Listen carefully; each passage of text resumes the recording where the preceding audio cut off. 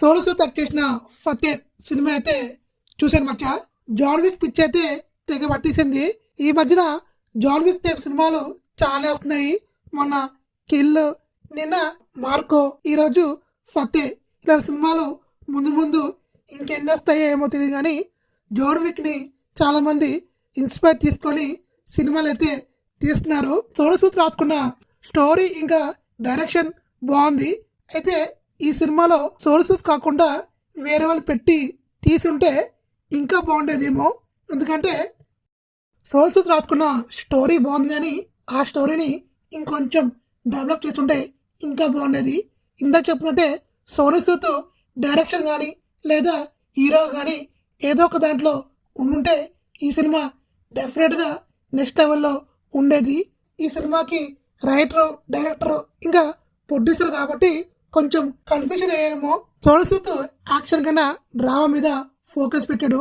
అయితే ఆ నేరేషన్ అనేది కొంచెం స్లోగా అవడంతో ఈ సినిమా అందరికైతే ఎక్కే ఛాన్స్ అయితే లేదు.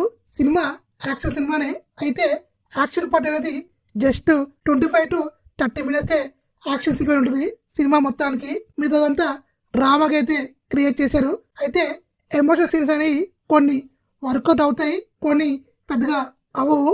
నాకైతే ఎక్కడ వర్కౌట్ అవ్వలేదు. సినిమాలో సిస్టర్ సెంటిమెంట్ ఉంది, కానీ నాకైతే కరెక్ట్ కాలేదు. ఇంకా సినిమా స్టోరీ అయితే లోన్ యాప్స్ మూలంగా జనాలు ఎలా మోసపోతున్నారు, వాళ్ళని ఎలా కాపాడాడు, ఆ లోన్ యాప్స్ వాళ్ళని ఎలా పట్టుకున్నాడు, ఎలా వాళ్ళని అంతం చేశాడు అనేది సినిమా ఒక లైన్.